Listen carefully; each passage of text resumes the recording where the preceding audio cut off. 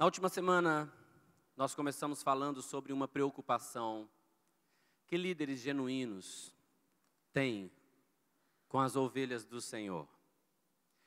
Uma preocupação de que essas ovelhas não entendam o Evangelho da maneira errada, ou que elas não percam aquilo que um dia entenderam da maneira certa.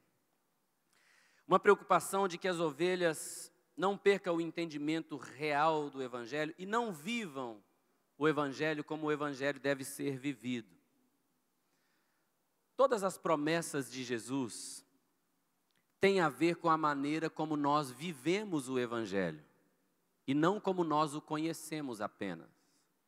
O Evangelho não foi feito só para você conhecer, o Evangelho foi feito para você viver. Amém? Então, o apóstolo Paulo expressou essa preocupação. Será que a igreja está realmente entendendo o que é o Evangelho? A igreja dos Gálatas, por exemplo, estava indo bem, era uma igreja cheia do Espírito Santo. O Espírito Santo foi derramado sobre aquela igreja.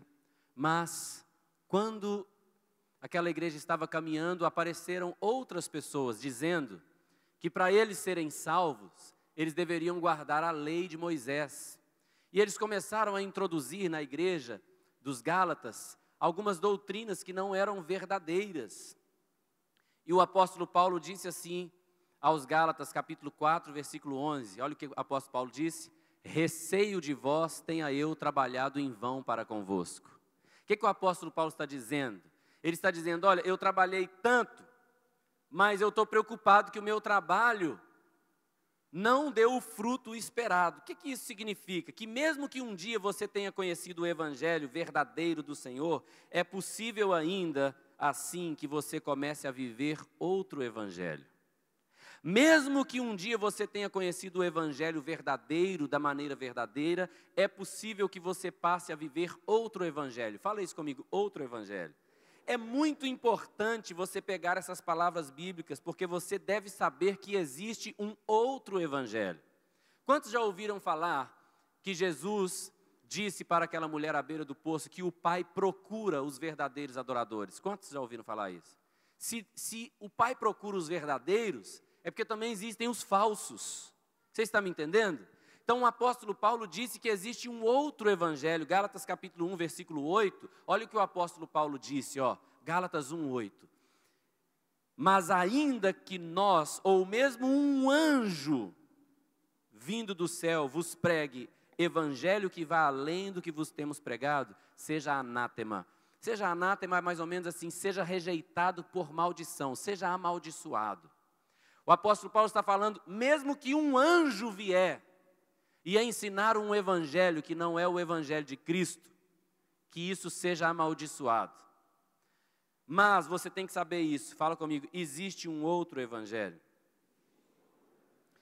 Paulo também escreveu aos Tessalonicenses dizendo, 1 Tessalonicenses 3,5, foi por isso que já não me sendo possível continuar esperando, mandei indagar o estado da vossa fé, temendo que o tentador vos provasse e se tornasse inútil o nosso labor. O que o apóstolo Paulo está falando é que ele estava temendo que o tentador viesse colocar uma provação sobre a igreja, que desviasse a igreja do verdadeiro evangelho, e então todo o trabalho do apóstolo Paulo seria perdido, porque a igreja não estaria vivendo o verdadeiro evangelho. Quem está entendendo o que eu estou falando por enquanto? Isso aqui é uma introdução do que eu vou falar, correto? Segundo aos Coríntios, capítulo 11, versículo 3, o apóstolo Paulo também disse assim, mas receio que, assim como a serpente enganou a Eva com a sua astúcia, assim também seja corrompida a vossa mente e se aparte da simplicidade e pureza devidas a Cristo. Então agora o apóstolo Paulo está falando que, fala comigo, assim como a serpente foi lá, não é? E ela enganou a Eva, o apóstolo Paulo está falando que ele teme que também a nossa mente, a mente da igreja fosse corrompida, sabe? E nós fôssemos tirados da simplicidade e da pureza devidas a Cristo. Preste muita atenção no que eu estou falando com você aqui. Existe outro evangelho. E você sabe onde que a serpente estava andando? Você sabe onde era? No jardim de Deus. No jardim que ele plantou no Éden. E sabe com quem a serpente estava falando? Com os filhos de Deus. Então eu quero te dizer que nós temos que ter muito cuidado, a Bíblia usa a palavra zelo, para que nós não sejamos roubados do verdadeiro evangelho, ou para que o verdadeiro evangelho não seja roubado de nós. Na última semana eu disse que quando Jesus estava andando aqui na terra, nós temos relatos bíblicos de multidões muito grandes, 5.000, 10.000, 15.000 pessoas seguindo Jesus enquanto ele estava andando aqui. Mas você sabe que se tiver uma pessoa andando aqui e 15.000 pessoas seguindo essa pessoa, só algumas poucas realmente estavam vendo Jesus. As outras estavam seguindo uns aos outros, seguindo a multidão. Você está me entendendo? Porque não dá para 15.000 pessoas em um lugar plano ver uma pessoa que está lá. Por isso eu estou aqui em um lugar mais alto, para que você possa me ver. Porque se eu estivesse no chão, alguns que estão mais atrás não conseguiriam me ver bem. Então, essa realidade continua hoje. Existem muitas pessoas que estão seguindo aqueles que dizem que estão seguindo Jesus. Mas elas não estão vendo Jesus, elas não estão seguindo Jesus. Elas estão seguindo aqueles que dizem ser seguidores de Jesus. Você está compreendendo ou não? Agora, aqui tem um problema. O problema é que se você realmente não estiver vendo o que Jesus está fazendo, se você estiver fazendo o que os outros estão fazendo, porque você acha que eles estão imitando Jesus, então de repente você acha que está seguindo Jesus e não está. E aí está um problema. Então, está muito forte na cabeça de muitas pessoas de que vir para um lugar como esse aqui é ser igreja. Está muito forte na cabeça das pessoas que vir para cá cantar, entregar seu dízimo, sua oferta, bater palma, sabe, ter amigos aqui dentro, isso é ser igreja. Por que isso está forte na cabeça das pessoas? Porque isso é o que está sendo igreja ao redor do mundo. Tudo isso aqui é maravilhoso. Tudo isso aqui é uma maravilhosa estratégia, porque aqui se torna um lugar agradável para você vir, convidar pessoas que podem ouvir o Evangelho. Mas isso aqui é uma estratégia. Toda essa coisa, o louvor, as músicas maravilhosas, as luzes, o ar-condicionado, aí tem as salas lá para a criança, cada dia ficando mais lindo, mais maravilhoso. Tudo isso, toda essa coisa é uma boa estratégia, certo? Mas toda essa coisa não é a igreja. Toda essa coisa não é a vontade de Deus para você. Toda essa coisa não é o que Deus te chamou para ser e fazer. Toda essa coisa é uma linda e maravilhosa estratégia, a qual nós amamos e servimos para que cresça e para que melhore, para que através dela nós possamos servir a pessoas. Mas toda essa coisa não é a igreja de Jesus. Agora, o problema é que quando alguém fala sobre a igreja de Jesus, as pessoas pensam nisso aqui. Sim ou não? Vamos à igreja. Você foi à igreja hoje? Quem vai à igreja amanhã? Eu fui na igreja ontem, foi uma benção. As pessoas começam a pensar que toda essa coisa é a igreja. E eu estou te dizendo, não é. Correto? Então, o que nós estamos falando esses dias aqui, semana passada e hoje, eu estou chamando de DNA. O código genético da igreja. O que realmente a igreja é? O que é que você vai pegar e você realmente vai identificar? Você sabe que seu DNA está no seu corpo. Se você pegar o meu filho, pegar o sangue do meu filho, ou um fio de cabelo do meu filho, você vai poder verificar o código genético dele. Aquilo que está na essência, em cada célula dele, vai ser provado que ele é o meu filho. O que é que nós devemos ter no nosso código genético que, se qualquer anjo ou qualquer demônio nos pegar e nos olhar, eles vão falar em qualquer lugar, esse é filho do Altíssimo. Está no DNA dele. Mesmo depois que você estiver morto no seu túmulo como Eliseu, você lembra de Eliseu? Estava morto no túmulo, jogaram um defunto em cima dele, o defunto ressuscitou. Qual seria o seu DNA? Semana passada eu falei uma parte importante. A igreja é formada por homens que andam com Deus. Andar com Deus, certo? Hoje eu quero te dar 4 características do código genético da igreja de Jesus. Do DNA da igreja de Jesus. Se você é a igreja de Jesus, você tem que ter essas 4 coisas. Se você não tem, caia de joelhos e clame pela misericórdia de Deus. E busque encontrá-las. Amém? Número 1, o reino de Deus e a sua justiça em primeiro lugar. Leia isso comigo em voz alta, vai. Esse ponto número 1, nós vamos separar ele em 3 partes.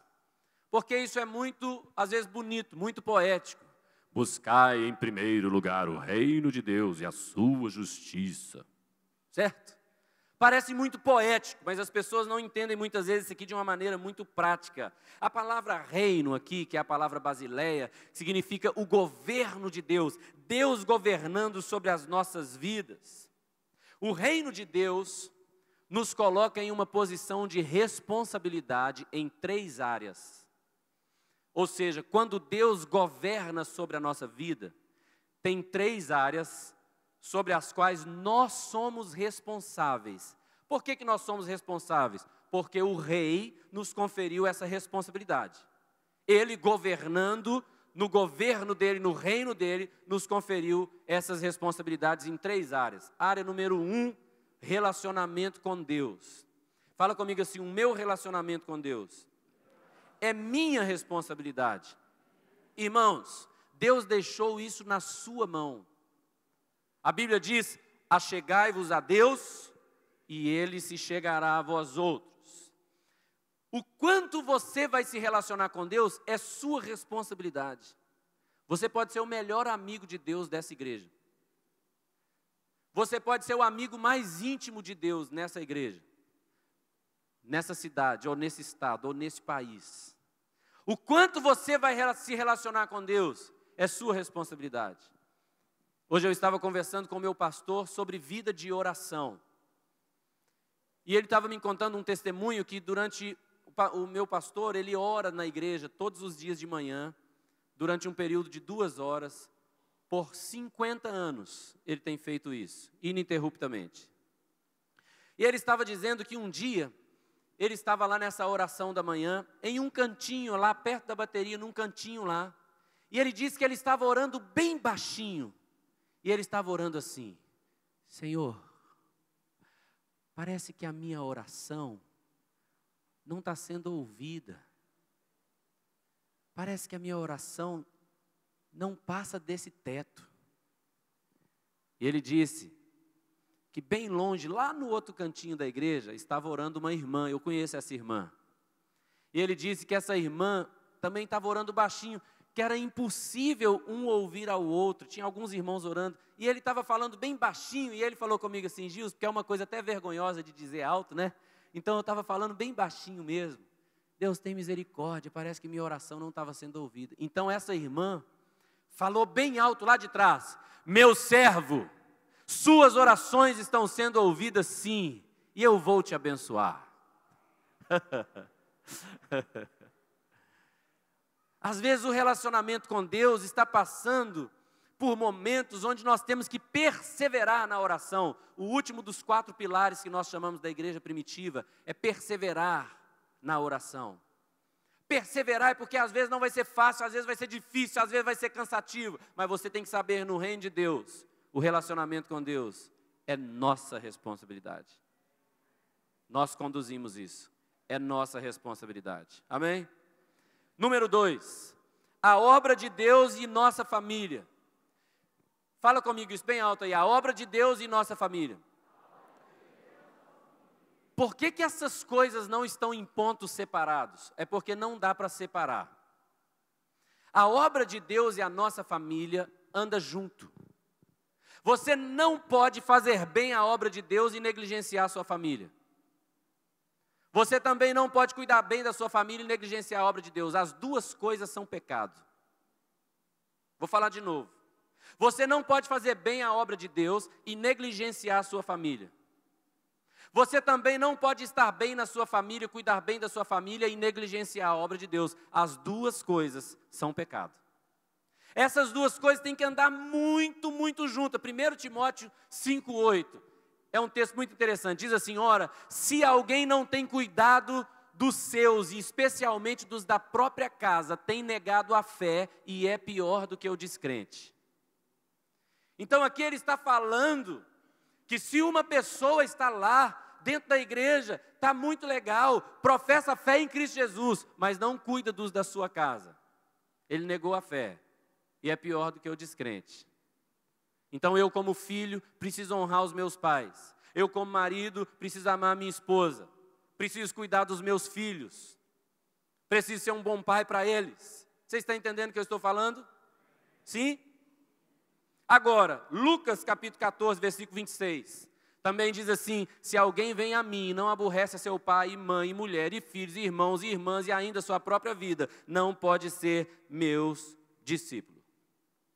Veja bem, aqui está dizendo que muitas vezes, por causa do Evangelho, por causa da obra de Deus, minha família vai poder até ficar irritada comigo.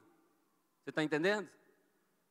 Porque minha esposa queria estar comigo aquele dia, porque meu filho queria estar comigo aquele dia, sabe? Porque a minha mãe queria que eu fosse para o aniversário dela aquele dia, mas eu estou fazendo uma grande obra e não posso parar. Nenhum amém, nenhum glória a Deus, nenhum fala a Deus. Então, muitas vezes, por causa da obra de Deus, a minha família pode ficar aborrecida. Mas se a minha família ficar aborrecida, eu não posso negligenciar a obra de Deus. Eu não posso negligenciar minhas responsabilidades com a família. Mas eu não posso negligenciar minhas responsabilidades com a obra de Deus. Alguém está aqui? Então, o reino de Deus me estabelece algumas coisas. Número 1, que o meu relacionamento com Ele é a minha responsabilidade. Número 2, eu tenho uma obra para fazer e uma família para cuidar. E não adianta eu descuidar de um e cuidar do outro, nem descuidar do outro e cuidar do um. Você tem que dar um jeito de agradar os dois. Deus vai te dar graça, Deus vai te dar graça. Você está entendendo? Não dá para desvincular. Ah, eu vou ser um grande homem de Deus. Minha mulher que aguente. Negativo. Negativo. Eu vou ser o melhor marido do mundo. A obra de Deus o pastor faz. Negativo. Negativo. Mas pastor, fazer os dois é muito difícil. Por isso que Deus chamou você. Se fosse fácil, Ele chamava outro. Glória. Número 3. Estou só falando sobre o ponto 1, viu? Então agora é o 1.3. Responsabilidade social. Tiago capítulo 2, versículo 15 e 16 diz assim: se um irmão ou irmã estiverem carecidos de roupa e necessitados de alimento cotidiano, e qualquer dentre vós lhe disser, ide em paz, aquecei-vos e fartai-vos, sem contudo lhes dar o necessário para o corpo, qual é o proveito disso? Aqui esse texto está falando de uma responsabilidade social. Nós somos responsáveis uns pelos outros. No nosso meio, não há ninguém que passa fome. Se alguém passar, é porque nós não sabemos, porque se nós soubermos, nós vamos dividir o nosso pão. É assim que nós somos. Nós temos uma responsabilidade para com a sociedade. A Bíblia diz, em primeiro lugar, para com a família da fé, mas nós temos uma responsabilidade para com a sociedade. Nós não podemos buscar o reino de Deus em primeiro lugar, se nós não entendermos que Deus vai reinar através de nós, porque nós temos uma responsabilidade social. Você está entendendo? Hoje eu estava falando com a Mônica mais cedo, esposa do Gregório. A gente estava conversando sobre o Judson. E aí depois eu fui ver uma palavra do Judson, e o Judson falou uma coisa muito interessante. Ele falou assim, que quando Jesus ressuscitou, os discípulos ficaram desanimados por causa da barbaridade que aconteceu com a morte de Jesus. Os discípulos estavam desanimados. Então Tomé não estava conseguindo crer em Jesus e em sua ressurreição. Então Jesus pegou lá em Tomé e falou assim: Tomé, aqui está a marca. Toca aqui no meu corpo, na minha ferida. E quando Tomé viu aquilo e pôde tocar na ferida de Jesus, Tomé falou: Rei meu e Deus meu. E o Judson falou uma coisa, ele falou o seguinte, ele falou: olha, vai acontecer uma coisa no Brasil, porque muitas pessoas estão como Tomé, por causa de tanta barbaridade, elas não conseguem mais crer nem em Jesus. Mas essas pessoas vão ser curadas quando elas começarem a ver o corpo de Jesus. E quando elas começarem a ver que as feridas do corpo de Jesus não doem mais. Quando elas começarem a ver que os furos, as feridas, os machucados do corpo de Jesus não doem mais, porque Ele venceu tudo isso. Então, quando o corpo de Jesus começar a ser demonstrado, aqueles que deixaram de crer, crerão de novo. O corpo de Jesus não é que Jesus vai descer do céu, o corpo de Jesus é você. A igreja é o corpo de Cristo. Quando as pessoas puderem olhar para você e ver que aquilo que te feriu não te matou, aquilo que te feriu não te deixou enterrado, mas o poder da ressurreição de Jesus está operando em você, as pessoas poderão crer em quem Jesus é por causa da sua vida. Quando a igreja começar a assumir suas responsabilidades. Mateus 6,31, nós já conhecemos. Olha o que o texto diz. Portanto, não vos inquieteis dizendo, o quê? O que comeremos, ou o que beberemos, ou com que nos vestiremos. Porque os gentios é que procuram todas estas coisas. Pois o vosso Pai Celeste sabe que necessitais de todas elas. Vamos ler em voz alta? Buscai, pois, em primeiro lugar o seu reino e a sua justiça, e todas estas coisas vos serão acrescentadas. Vamos ler de novo o 33? Buscai, pois, em primeiro lugar o reino de Deus e a sua justiça, e todas estas coisas vos serão acrescentadas. Deixa esse versículo aí, olha bem. A tradução mais real desse final, todas estas coisas vos serão acrescentadas, seria assim: e tudo isto vos será acrescentado. Porque no grego não tem essa palavra coisas, certo? Mas quando ali está escrito estas é o que estava sendo falado no texto anterior, né? Volta lá para mim então no texto anterior, no 31. Olha o que está escrito lá, ó. Não vos inquieteis dizendo que, ou que, ou com que? Então, volta para o 33. Quando lá está dizendo, buscai, pois, em primeiro lugar, seu reino e sua justiça, e todas estas coisas é comer, beber e vestir, correto? Então, no grego não tem a palavra coisas. No grego está escrito, e tudo isto vos será acrescentado. O que a igreja fez com esse texto? A igreja tirou a palavra esta e deixou bem grande a palavra coisa. Porque o que significa coisa? Coisa significa nada e significa tudo, não é?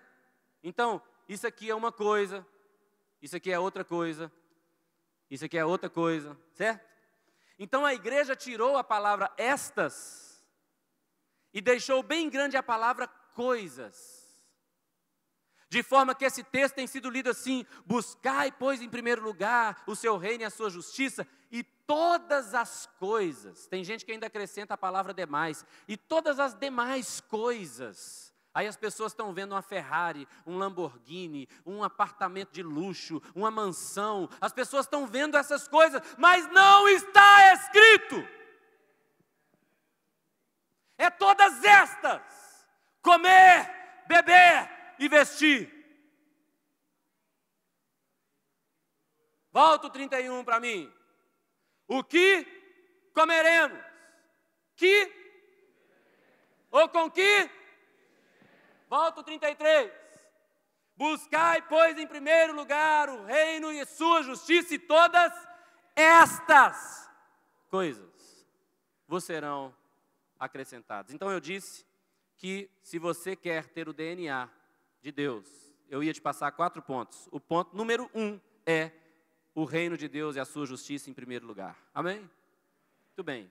Esse versículo já introduz a parte número 2. A parte número 2 é simplicidade. Comer, beber e vestir. Fala comigo, simplicidade. Irmãos, o evangelho está ficando muito glamuroso. Hoje nós não temos ministros, nós temos artistas. Está precisando alguém sair pelo Brasil distribuindo rodo, vassoura e pano de chão. Para ensinar o povo a servir, que é estrela, não fala com ninguém, eu sei o quê. E sabe o que é o problema? É que os babacas enchem os lugares que as estrelas vão. Deixa eu falar uma coisa, toda semana me dá nojo.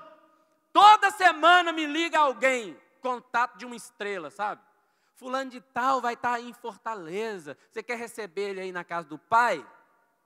Quero sim, querido, manda ele lá, tem muita cadeira vazia. Ele vai ouvir uma palavra de Deus, manda ele lá.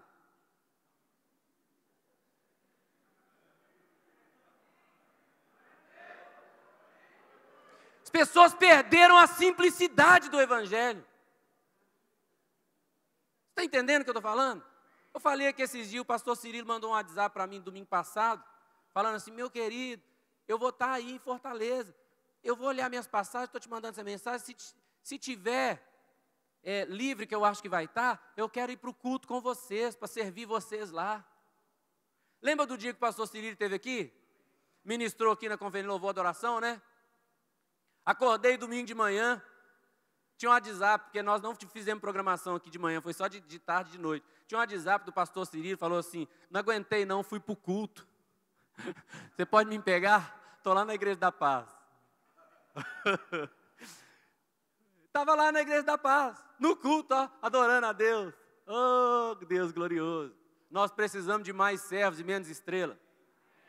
Se você quer ter parte do DNA da Igreja de Jesus, é simplicidade. Você quer ler um texto? Não, você não quer ler esse texto, não. Eu vou ler ele para você, você vai engolir ele aí quadrado, sabe? 1 Timóteo capítulo 6, versículos 7 a 9. Vamos ler? Porque nada temos trazido para o mundo, nem coisa alguma podemos levar dele. Meu Deus. Tendo sustento e com o que nos vestir, estejamos contentes. Ora, os que querem ficar ricos caem em tentação e cilada e em muitas concupiscências insensatas e perniciosas, as quais afogam os homens na ruína e perdição. É a Bíblia, irmão. Se você quiser ler outro livro, você pode ler. Mas a Bíblia está dizendo isso. Volta para mim o versículo 7 e 8, por favor. Porque nada temos trazido para o mundo, nem coisa alguma podemos levar dele. Guarda esse versículo na sua vida, 1 Timóteo 6,8. Todos os dias eu oro na minha casa. E todos os dias eu repito a mesma palavra. Aquilo não é religiosidade minha, não. Aquilo é uma consciência. Todos os dias eu estou orando lá e agradecendo ao Senhor quando eu vou comer. Eu estou falando, Senhor, o Senhor tem nos dado mais do que precisamos e muito mais do que merecemos. Tendo sustento e com o que nos vestir, estejamos contentes. Sabe qual é o problema? É que a maioria de nós, se tiver só isso aí, resmunga, murmura, chora, esperneia, reclama. Porque perderam a simplicidade do Evangelho. Esqueceram que o seu Senhor não tinha onde reclinar a cabeça. O miserável Evangelho da prosperidade corrompeu a noiva. Eu quero te dizer, aprenda a ser grato com aquilo que você tem. DNA da igreja, número 1, o reino de Deus e sua justiça em primeiro lugar. DNA da igreja, número 2, simplicidade. DNA da igreja, número 3, falei muito semana passada sobre isso, pureza. Fala comigo, pureza. Lê comigo 1 Timóteo capítulo 4, versículo 2. Timóteo era um líder jovem, e o apóstolo Paulo falou com ele: ninguém despreza a tua mocidade, pelo contrário, torna-te padrão dos fiéis, na palavra, no procedimento, no amor, na fé e na pureza. Essa palavra pureza no grego, eu quero te mostrar ela aí. Olha o que ela significa: castidade, inocência. Fala comigo, inocência. Inocência.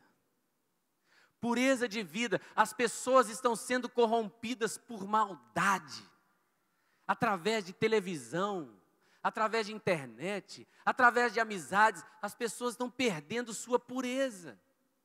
As pessoas não sabem fazer mais nada sem querer algo em troca. As pessoas não sabem olhar para o outro sem querer receber alguma coisa. As pessoas perderam a sua pureza. Se você é a igreja de Jesus, uma das suas características vai ser pureza. Quero falar com você 3 coisas. Fala comigo assim, ó: pureza no falar, pureza no olhar, pureza no pensar. Seus pensamentos devem ser puros. Tem um texto que eu não coloquei aqui para você, mas que eu oro esse texto. Irmãos, eu choro esse texto muitas vezes, enquanto eu estou orando. Eu estou lá dizendo assim: Senhor, que as palavras dos meus lábios e o meditar do meu coração sejam agradáveis a Ti. Pureza. Eu quero ter pensamentos que agradem a Deus. Eu quero olhar para o meu próximo com os olhos de Deus. Eu quero enxergar na vida das outras pessoas aquilo que Deus está enxergando. Eu quero olhar para cada pessoa com os olhos de Deus. Pureza é uma característica da igreja de Jesus. Está no DNA da igreja de Jesus, pureza. Não perca a sua pureza. Se você perdeu, lute para reencontrá-la, porque pureza é parte do DNA da igreja de Jesus. 4º e último ponto. Se você é a igreja de Jesus, você tem poder. Poder. Eu quero te falar sobre esse poder. Tem um grupo aí agora muito conhecido como Dunamis. Quem já viu Dunamis? A maneira correta de falar seria Dínamos, mas porque o povo está aportuguesando, né? Aí fica Dunamis. Mas deveria ser falado Dínamos, é como o grego seria falado. Apóstolo Paulo falou, Romanos capítulo 1, versículo 16, algo muito profundo. Olha o que ele disse: pois não me envergonho do evangelho, porque é o poder de Deus para a salvação de todo aquele que crê, primeiro do judeu e também do grego. Fala comigo, o evangelho é o poder de Deus para a salvação. Então você tem que concordar comigo, que se é poder de Deus para a salvação, primeiro ele tem que ser poder de Deus para a transformação. Porque não há salvação sem transformação, certo? Jesus veio porque o pecado nos deixou diferente de Deus. Fala comigo assim: eu fiquei diferente de Deus. Então imagina como é isso. Deus olha para mim e fala assim: Gilson, você está muito diferente de mim. E eu não mudo.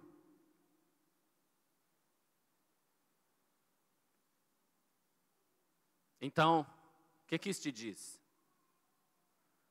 Sabe, você está muito diferente de Deus, Deus não muda. Então, se você quiser se relacionar com Ele, você muda. Então, para falar que nós vamos ser salvos, antes disso nós precisamos ser transformados. Quando a Bíblia diz que o Evangelho é o poder de Deus para a salvação, logo está dizendo que é o poder de Deus para a transformação. Por que eu estou falando isso com você? Quando eu te apresento o verdadeiro, automaticamente eu estou te vacinando contra o falso, correto? Porque tem muita coisa sendo chamada de poder de Deus, mas que não transforma nada. Alô? Se você cai, deita, rola, chora, grita, mas não muda, você tem que pensar a respeito. Se é a sua alma, se é a sua emoção ou se é o poder de Deus. Eu não tenho nada contra cair, rolar, gritar. Deus tem liberdade de fazer o que Ele quiser.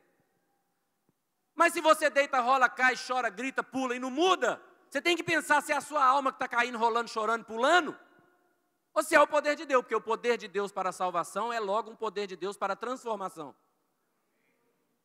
Eu não vivo caindo, rolando, pulando, chorando, mas eu vejo a transformação de Deus todo dia na minha vida. O apóstolo Paulo escreveu assim, 1 Coríntios capítulo 2, versículo 4. A minha palavra e a minha pregação não consistiram em linguagem persuasiva de sabedoria, mas na demonstração do Espírito e de poder, para que a vossa fé não se apoiasse em sabedoria humana, e sim no poder de Deus. A igreja não é conduzida pelas palavras que eu falo aqui. É o poder de Deus que transforma você todo dia.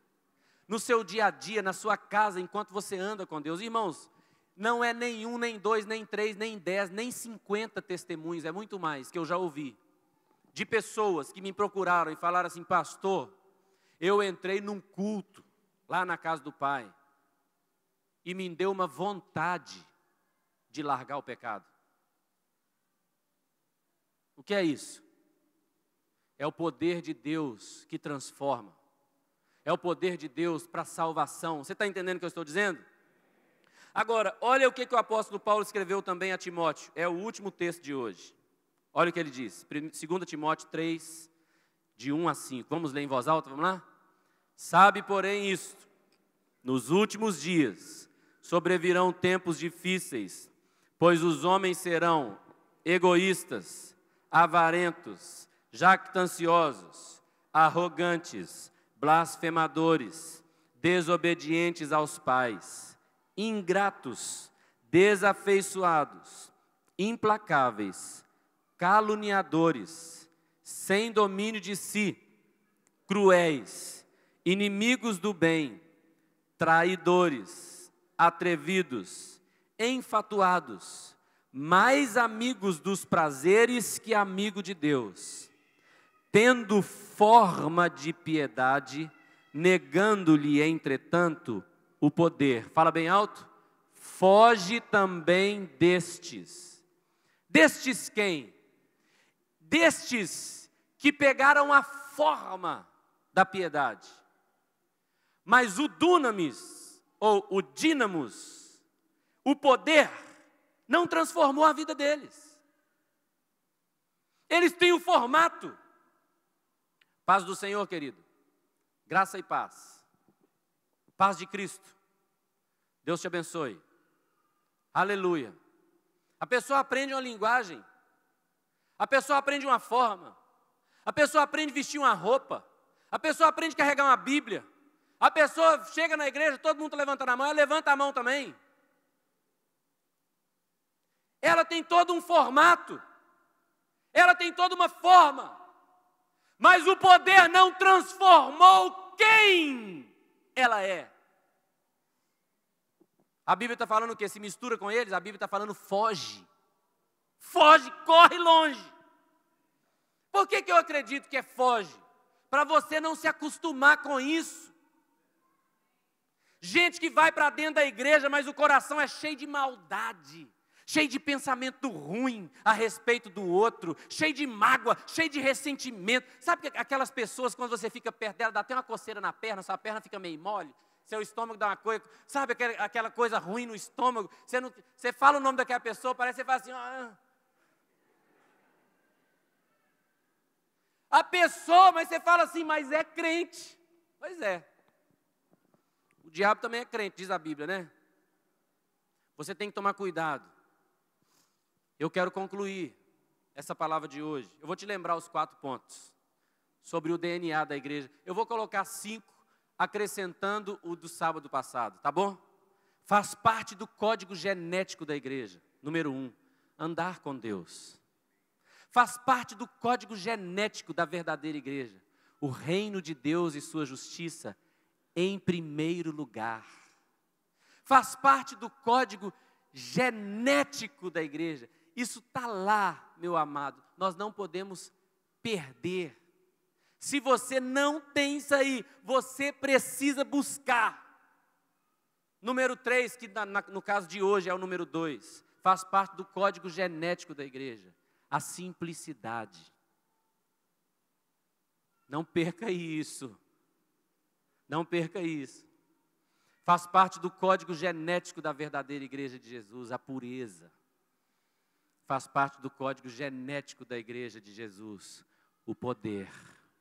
O poder que transforma, o poder que salva.